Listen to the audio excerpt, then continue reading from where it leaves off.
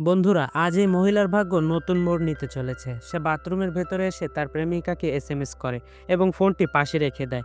এরপর সে নিজের মুখ ঠিকঠাক করতে শুরু করে, কিন্তু ঠিক তখনই তার প্রেমিকের কল আসে, যার কারণে ফোনটি ভাইব্রেট হয়ে পাশেই থাকা ডাস্টবিনের ভেতরে পড়ে যায়। এরপর সে ডাস্টবিনের ভেতরে হাত ঢুকিয়ে ফোনটি খুঁজতে থাকে, কিন্তু ঠিক তখনই তার হাতে একটি ইনজেকশন ফুটে যায়। সে এটিকে বের করে দেখে যে সেটি হলো ট্রাইফোভাইরাস।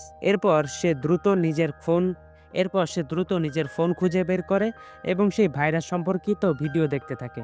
ভিডিওতে বলা হয় যে এই ভাইরাস একটি খুবই বিরল রোগ, যা একজন মানুষ থেকে অন্য মানুষের মধ্যে লালা এবং রক্তের মাধ্যমে ছড়ায়। এরপর সে তাড়াতাড়ি তার হাত ধোয় এবং ভিডিওতে আরও বলা হয় যে এই ভাইরাসের কারণে আপনার শরীরে গর্ত বা ক্ষতের সৃষ্টি হয়। তখনই সে দ্রুত নিজের হাতের দিকে তাকায়, যেখানে বেশ কিছু গর্ত তৈরি হয়ে গিয়েছিল। এরপর বলা হয় যে আপনি যদি এর সংস্পর্শে এসে থাকেন, তবে সেই জায়গাটি ভালোভাবে পরিষ্কার করুন।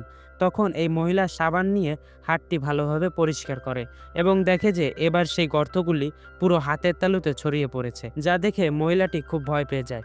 এরপর মহিলাটির সাথে কি হবে জানতে হলে ভিডিওতে লাইক করে চ্যানেলটি সাবস্ক্রাইব করুন।